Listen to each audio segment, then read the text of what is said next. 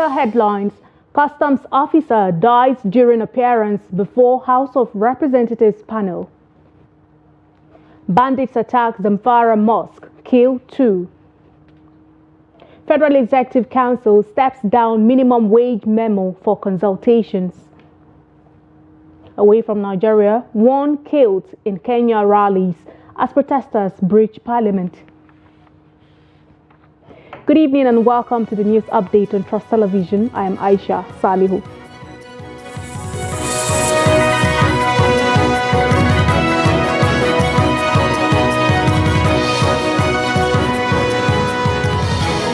And now the news in detail, and we'll begin with the sad development. A senior officer of the Nigeria Customs Service on Tuesday slumped and died after developing a complication during a hearing at the House of Representatives. The House spokesman, Akin Rotimi Jr., who confirmed the incident in a statement, said the official's name will not be disclosed at this time out of respect for the family.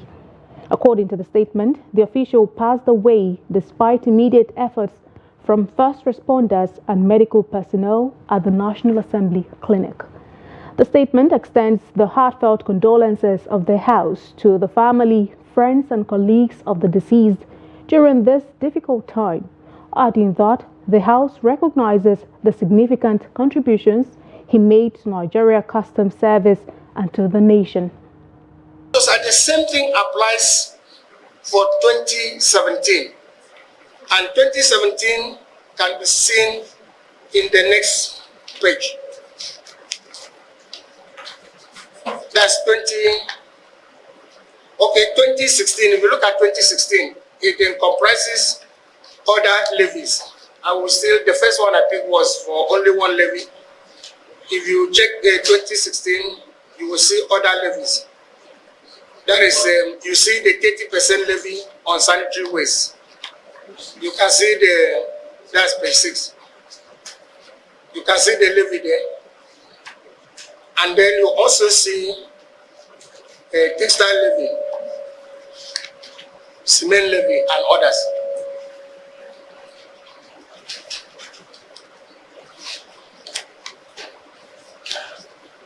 So I may need to take water. You need to take water, sir? Yes, sir. Yes, go ahead. Or if you need tea, do you need tea? I may need to take water.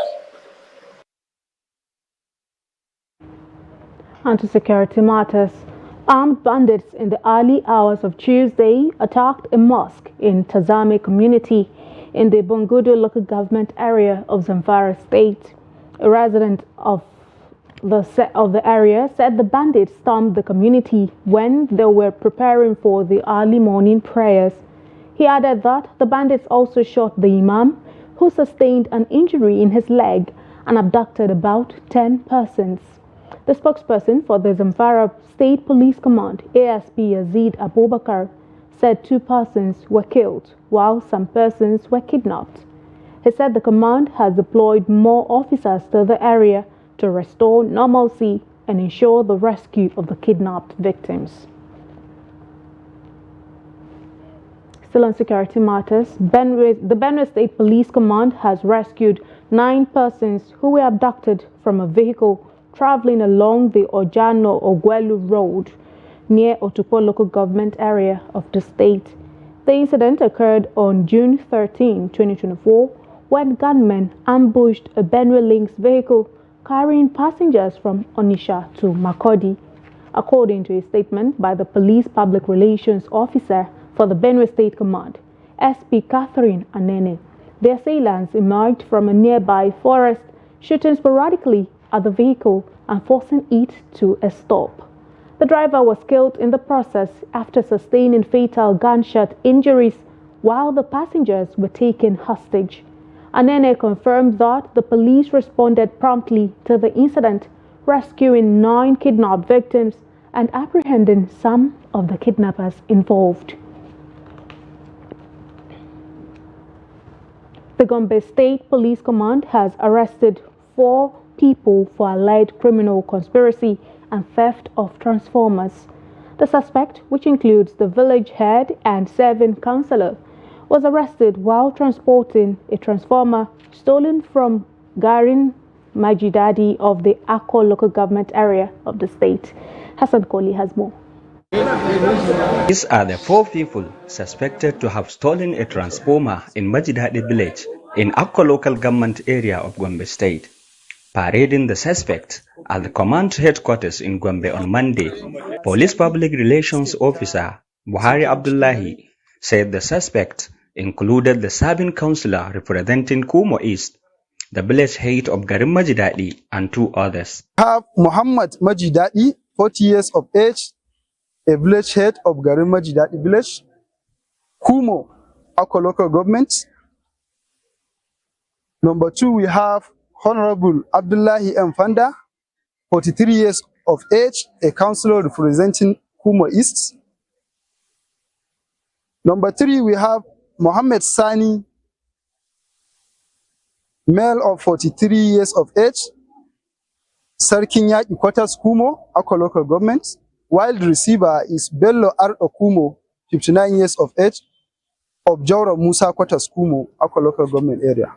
That on the 21st of June 2024 at about 17:45 hours, while acting on a credible intelligence information, police detectives from Akko division intercepted the above-mentioned suspect with stolen electrical transformer, which was stolen from Garin Majidadi village.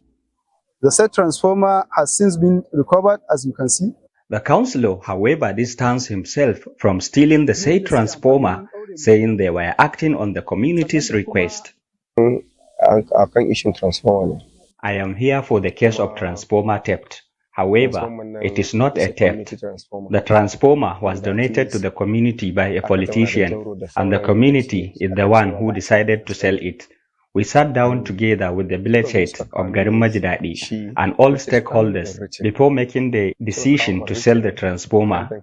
I even asked them to write officially before we proceed. The issue is that it was sold before getting approval from appropriate authorities, but it is not a theft. The police confirmed that the transformer was sold at the price of 1,500,000 naira to one Bello Ardo Kumo, who is under police custody and will be charged to court upon the conclusion of the investigation. Hassan Koli, Trust TV News, Gombe. And on to Labour matters at the National Assembly, President Bola Tinubu says he needs more time to consult widely on the appropriate amount to be paid as new minimum wage for workers in the public sector. The President disclosed this at the Federal Executive Council meeting on Tuesday, when the matter was put forward for deliberations. Minister of Information and National Orientation Mohammed Idris revealed this on Tuesday while briefing State House correspondents. He said the memo was stepped down because the federal government thought it's wise to consult with other stakeholders, especially as the new wage proposals affect local government areas, states and federal government. And on to the National Assembly, Nigerian Senate President Godswill Akpabio has debunked claims that the Senate will purchase presidential jets for President Tinubu, despite the economic hardship experienced across the country. He stated this during a condolence visit to Borno to commiserate with Senator Mongonu over the demise of his father. Akpabio described the assertion as fake news spread by propagandists, stressing that the Senate is more concerned with Nigeria's needs and its ensuring to address the economic challenges facing the country. He called on Nigerians to pray for the country and leaders, expressing optimism that insecurity in the northeast will soon become history. To dispense the rumor that you are hearing that the Senate President said that he will buy a brand new plane for the President and the Vice, irrespective of the fact that Nigerians are hungry or whatever. I never said that. I was actually in Tanzania, in Zanzibar. So this is the handiwork of propagandists and people who never see, and feed columnists who never see anything good in what we are doing. Just be rest assured. Pray for the government, have patience, and be assured that the combination of Tinubu and Shetima will bring wealth and prosperity to all. The Federal Capital Territory Emergency Management Agency has appealed to residents of Trademore Estate, located at the Lugbe area in the country's capital, to vacate the estate as part of measures to prevent likely loss of lives and properties in the event of a reoccurrence of floods that have wreaked havoc in the area in the past. The agency made the call through its acting director, Florence Dao, during an exclusive interview with Trust TV after the Monday morning rain that flooded parts of the estate. Trust TV's Noel Sampson has more. At the drop of the first heavy rains in the FCT, the Trademore Estate along the airport road suffered flood in the early hours of Monday, leaving many wondering if this is a sign of what will play out throughout the rainy season. Flooding in the estate has been a perennial occurrence every rainy season, prompting the FCDA to announce last year that it would demolish structures on waterways in the estate and other estates across the FCT. Residents of the affected areas, however, oppose these remedial measures. With no remedial efforts carried out after last year's floods, many have been asking what will likely be the solution to the reoccurring problem. The lasting solution, like you have rightly said, is that the houses, structures that are sitting on the waterways are supposed to be removed because they are obstructing the free flow of water. If an opportunity is given to FCT administration and we're able to remove these obstructions, then we'll be able to walk on the waterways there, give them good infrastructure that will stop the estate from being flooded. She appealed to the judiciary, the National Assembly, as well as developers of the Trademore Estate to look into the matter critically with a view of finding lasting solutions. FCT administration, we are only struggling. We are not going to collect the land from them. After demolishing the houses, nobody is going to take your house from you. Nobody is going to confiscate that plot of land. It's just to make sure we put in good infrastructures in place, mitigative measures in place to stop from further occurrence of flooding at that location. The owner of Trademore, the private developer himself, we are pleading with him, we are calling on him to come to their aid. When things like this happen, it's the fear of unknown. A lot of people, maybe some of them are retirees, they have put in their life savings there. A visit to the estate shows how hostile these residents are as they refuse to speak to us. However, we were able to speak to a resident who craved anonymity. He believes the demolition of the buildings in the estate is not the solution to the problem. The solution, my brother. They took. Can I speak? Okay, sir. The solution, my brother, is not demolition. I don't have any house here. I'm being very clear about it. The solution to this problem is not demolition at all. Not even a single house. The problem in this place is for FCDA. Wike, as he is, and Wike is a very strong man. He's a very active, strong, he's too intelligent. It's only Wike that can solve the problem of this place, though. No human being on earth. Because it will require Julius Bejas to come here, all the good construction company to come here. Nigerians in and around the estate are hopeful that a lasting solution to the flooding incidents in these estates will be provided soonest. Noel Sampson, Trust TV News, Abuja. And in Lagos State, the Commissioner for Health, Professor Akin Abayomi, has called on all Lagos residents to support the government's efforts by adhering to hygiene practices. Professor Abayomi made this appeal at a press briefing on cholera outbreak in the state. Cholera is a waterborne disease caused by bacteria that can be easily spread through contaminated hands or contact with someone who has been in contact with contaminated water or sweat containing pathogens. The Lagos State Commissioner for Health, Professor Akin Abayomi, has confirmed that the total number of suspected cases in the state is 579, with 29 deaths. Most of the cases involved patients who were brought into the health facility late. Professor Abayomi stated that the cholera strain affecting residents in the state is subtype O1, which is highly contagious and causes significant illness. He further reported that there are 209 cases in the general hospitals, 193 in primary health facilities, 152 in private hospitals, and 14 in the military, police, and other security agencies in the states. We have some very severe cases that we were able to rescue. Very severe dehydration at the infectious disease hospital because their kidneys had shut down from the severe dehydration. And at that facility, we have access to renal dialysis. So we're able to wake the kidneys back up with renal dialysis and rehydrate them. And those are the kinds of cases that we still have on admission because they were very, very severe and we're able to rescue them from dying. As I said, most of the patients that did die were either brought in dead or by the time they came in, they were so severely dehydrated, we could not rescue them, which is why we reiterate that once you develop symptoms, please do not stay at home. While you're at home, use oral rehydration therapy and present yourself to the nearest facility, ideally a public health facility because your treatment there will be free. But if you go to a private facility, they will first of all give you first aid treatment, and then you can request to be referred to a public health facility where your treatment will be free. Officials of Lagos State government also aired their views on how they're helping to curb the spread of this disease. All the cameramen, all the people that work for you, just continue to tell them, have you washed your hand?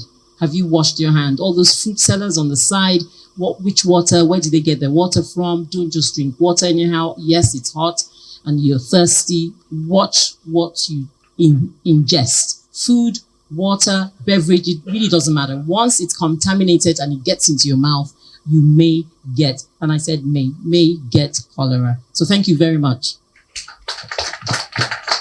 We also have a team that check regularly our toilet facilities, and we have also trained and enlightened our teachers on the necessary step to take if there is a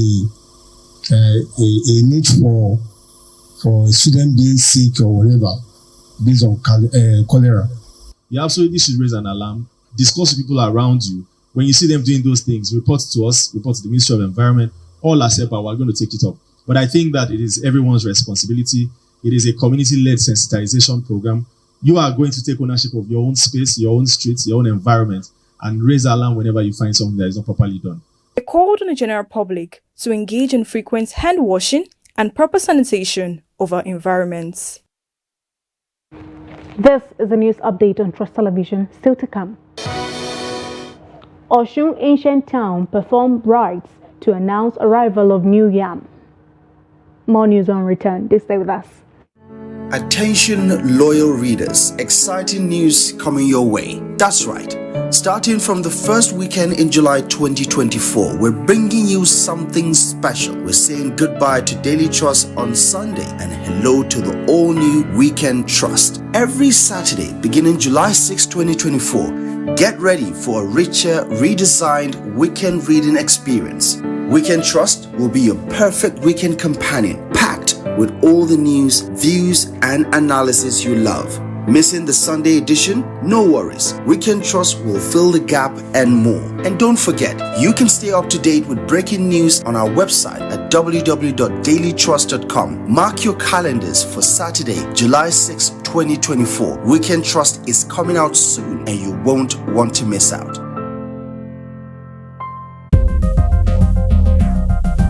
This is Trust TV, documenting the Nigerian story.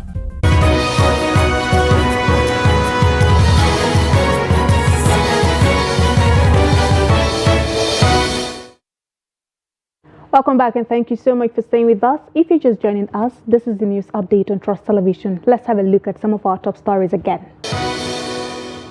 Customs officer dies during appearance before House of Representatives panel.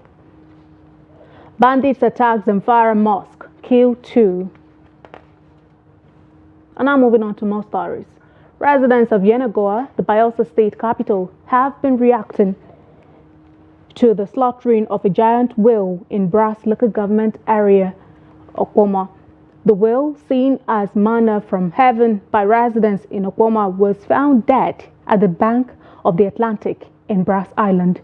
Trust TV's Friday Ebimobowe Peter completes the report.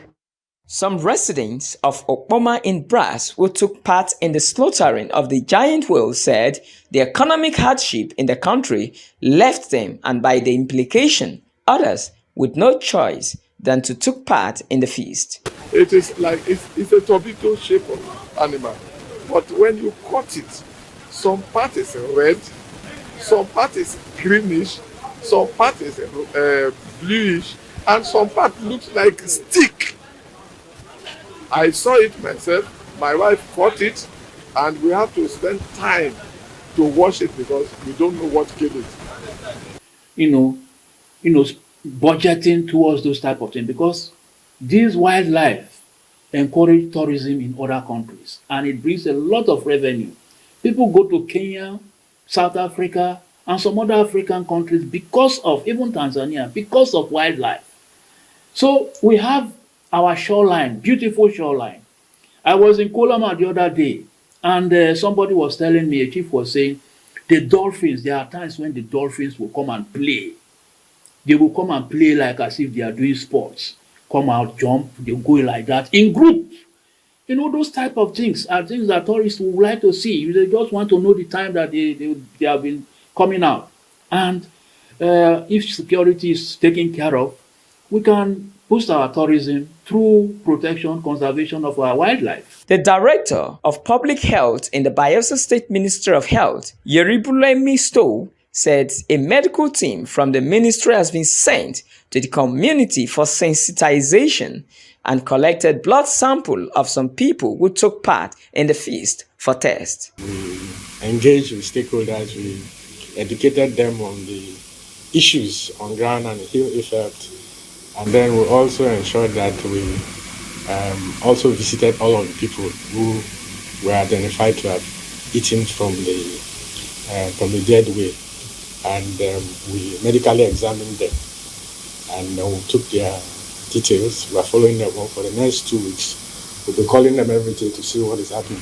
We also went to the health facility in Okpoma and ensured that we had also dropped some medications in case any of them come down with any of these diseases. They will quickly be treated. But for future, this, of course, I heard this is not the first time that has happened. And again, it also might happen again in the future. They have been lucky so far, but for a third time, it might not be that lucky. According to some residents, the bones of a whale can be used to make cheers. From Yenagwa, Friday, Ebimobowe Peter, Trust TV News, Yenagwa. The consumption of new yam in ancient Yoruba towns is heralded by traditional rites in line with culture. The new yam rites is a key component of Omodenje Festival in Ilashe Ijesha town of Obokun local government area of Osun State. Hamido Yegbade reports. Ilaja is a traditional rite that must be carried out before new yam could be brought to the market or consumed by people in Ilashe Ijesha town in Obokun local government area of Osun State. The traditional ruler of the town, Alashe of Ilashe, Oba Jima Isiaka Adeshina, said Ilaja is a key component of the Omodenje annual festival in Ilashe Ijesha. The meaning of Ilaja is for new yam to enter market. If you have not entered, if we have not doing that Ilaja, that means the new yam cannot enter market. And the community cannot even, especially the royal's father, cannot eat the new yam until when the Ilaja take place. So after the Ilaja took place, that's only when we can eat the new yam. That's only when new yam can enter our market. In accordance with the tradition, a very senior traditional chief in Ilashe Ijesha, the Odofin, must be in seclusion for 7 days as part of the activities commemorating the festival. Odofin have to be in a seclusion for good 7 days, where he will be praying for the peace of the town, development of the town, and for all people, both home and abroad. The leader of the female traditional chiefs in the town, Yeyerisha of Ilashe Ijesha, Fumilayo Ashaolu Akindele, and the district head of the Ajo Ajarabiolu town, Alaajo Ajarabiolu Mokaila Adebisi, cautioned traders against inflating prices of commodities in the market. So I went to Ilashe market, Shedo market, Ilashe Jesa, to go and tell our people there that are selling the market there to reduce their price that they are selling their market. My advice for market women in our market, Oja Itedo, Ilashe Jesa, to not set the higher price for all our community members. The people of Ilashe Ijesha are resolute in their determination to sustain the culture and tradition of the ancient town. Amid Oyegbade, Trust TV News, Osogbo. Away from Nigeria, Kenyan police shot dead one protester near Parliament Tuesday as crowds opposed to proposed tax hikes breached barricades to enter the parliamentary complex where a fire erupted. The mainly Gen Z-led rallies which began last week have caught the government off guard, with President William Ruto saying over the weekend he was ready to talk to the protesters. But tensions sharply escalated on Tuesday afternoon as crowds began to throw stones at police and push back against barricades, making their way towards the Parliament complex, which was sealed off by police in full riot gear. Police fired at crowds massing outside the Parliament building where lawmakers had been debating a contentious bill featuring tax hike proposals. Anger over a cost of living crisis spiraled into nationwide rallies last week, with demonstrators calling for the finance bill to be scrapped. Crowds also marched into the port city of Mombasa, the opposition basin of Kisumu, and Ruto's stronghold of Eldoret.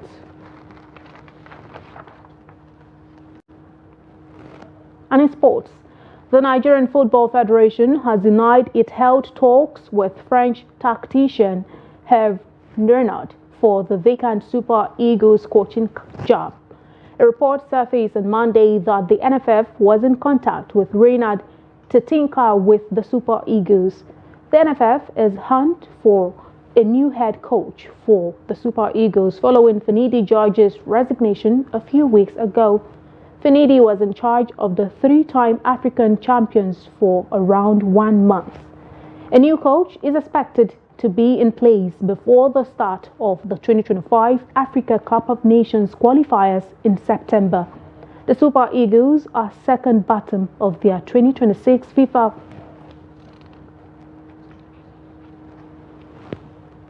And with that, we've come to the end of the news update on Trust Television. Do not forget, you can always follow us across all of our social media platforms and also join our YouTube live stream for more news, programs, and documentaries.